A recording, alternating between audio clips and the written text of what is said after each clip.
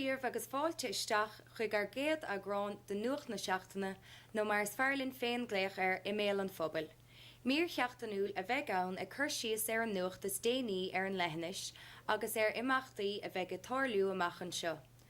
Tásúlagan le bhórdaíocht go bhórmhór an chlár seo agus é dhéanamh níos faide agus níos minicí.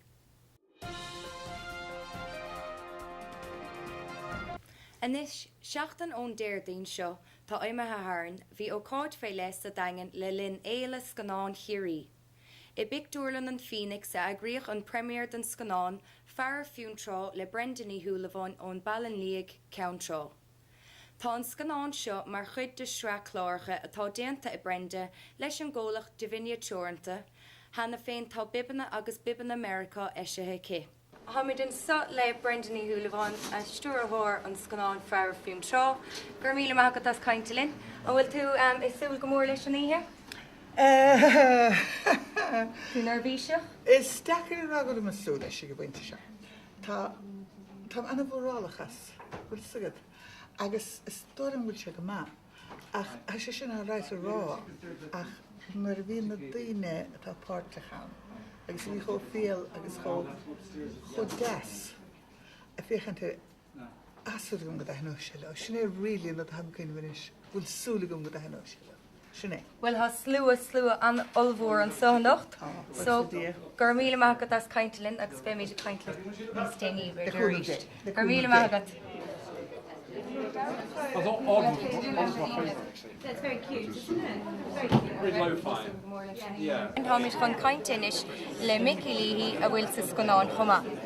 Dí réit Mickey constanta Yes, nó? we're right, constanta Mary. A bhfuil tú tanú leis an ihe? Uh-huh. A bhfuil tú tanú leis an ihe? Yeah, that's all right. Kada? A bhfuil tú tanú leis an ihe? O, tá, nie, tá. Har så lumno sig na hedi jack go hari. Agus bhfuil lán obair taréistal seacha an rih. O, tá, morano brilliant brinja na go hari.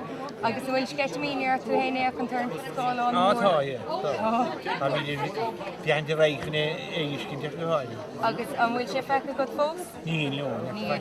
Tá skeitmíar. Na keine fós a brinja. Ó, bheith sé má. Tá vi fiadis no vi ledjo. Alla bhil gur míle maigad Mickey. Tá, true. Cuirtar síos na chláircha seo ar héal agus taithí síal go nághine ón leithnis. Bhí an Phoenix lán go bara ar an ihe agus gachéine ag súil go mór le hábhar na scanán, agus ní raibh dímá ar éon den na nuair bhí sé tosnathe. Lán do rógaireacht, taithí síal, an chaid agus scéalta pásanta. Lúpa gára a bhí an locht féachna le chuid na scéalta agus imeachtaí a bhí sa scanán.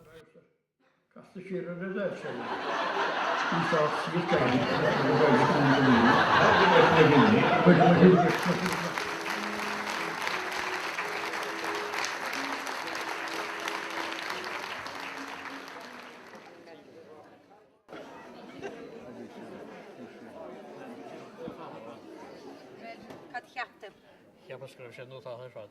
Na hen frukta. Agus nuair a finim sé a jazz, nuair bhí sé óg, agus é iscin ha sé fós an beidir. Agus tá storin go be sé na rathha fós.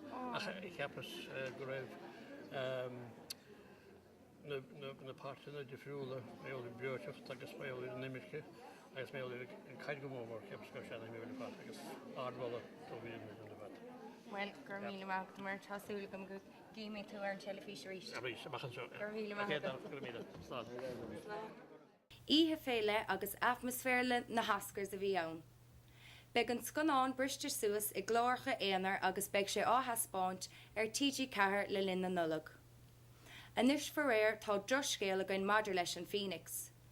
Caillich Michael Francie an tachtan seo agus déanamid chomhrón le na bhainter.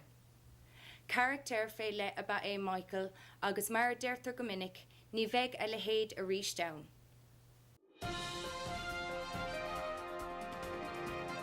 Anis, déan daoine áirithe go mbíonn an ceantar seo marmh an tam seo den bhliain agus a dul-isteach go dtí an bhliain nua. Ach bíonn tarach ar imeachtaí ar fud na leithneise agus ar cheannacha rifar an éile bheag Fhiliochta thar sin deir seachtaine seo, idir an buailtín agus an daingean.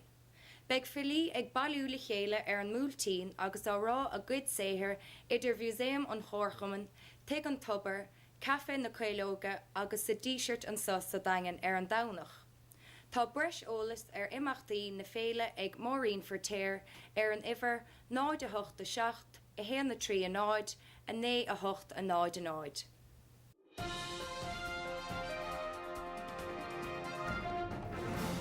Áit atá anna gníomhach sa daingan ná leab na manisteach atá féistúr ána Nicáilí. Tá láir bha imeachtaí ag teachta níos go luath ar siúd agus beag ceolchoirm féile an deir seachtaine seo agus scaoilimid le ána é a bhíú. Báilte roimh isteach go dtí leab na manisteach nó an leab mar a thugam méid air. Áitlann na Gaeilge seamuid na sa daingan agus tá mórrán ar siúla going sa Féileothais tá man bhuaich de Scrogall ach an deis seo a thuirtam chun sinna chur an úldíobh. An chéadród a bheith going ná ceolchoirm den sco de cheol tradiisiúnta ar an saharn se chuing an tána lá déag de bhína saona. Beag sé tosnú ar a 8 clog. Is iad an grúpa an tanamatá orthú ná Rá Bar Collective agus siad na ceoltóirí atá páirteach an ná Conal Ógráde ar a bhlút, Dave Sheridan ar a bhidal, Benny McCarthy ar a Mosca Cheoil, Céile going Colin Murphy ar an Márán agus an táránní tradiisiúnta úntaach ó Chúlé nel ní chrónín. So bíú go mór teach chuig an ceolchoirm sin ar an saharn se chuing.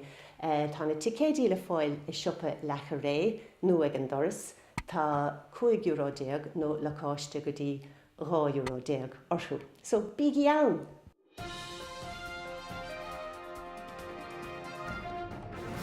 Bunaíodh an termán atá in nún sin i 2004 agus tá obair úntaach ar siúlacha le daine le riochta na sí féile. Idir gariadóireacht, fiadóireacht i meascradaí eile. Tá súil ag an grúpa go mbeidh siad an nán ferganmh a thógant mar áit marachtála dus na cónaitheoirí. Ar náid bíonn gaantanas airgid i gcónaí le hagras deonach mar seo, chun rudaí a chmad ar an móthir. Dá bhór sin, a nacht beag Ceolchoirm ag osciún 100 roundfáirte de Camphill hir in anad an bhlascéad ag tosnú ar a 8. Tá siad a cleachta hiarán ag gahabh na seachtaine agus siad ó chéana ó chóngar chun a bheith ann. Íthe bheith a bheith ann an sin agus molamid gur fiú dul siar agus takeíocht a thuirt don rúpa seo agus an sár obair atá ar siúlacha.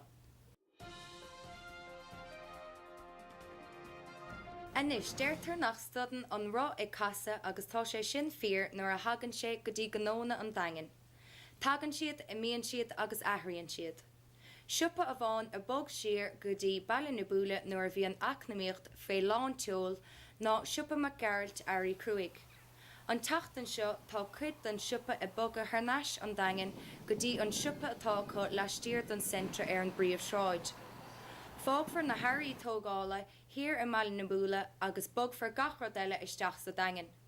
Cheap annach chud daine go raibh sé níos áisiúla nuair a bhí gachrad ar fáil sa daingan agus mar dúrmar casan an rá i gcónaí agus beag pobal na leithne seo sa lán sásta.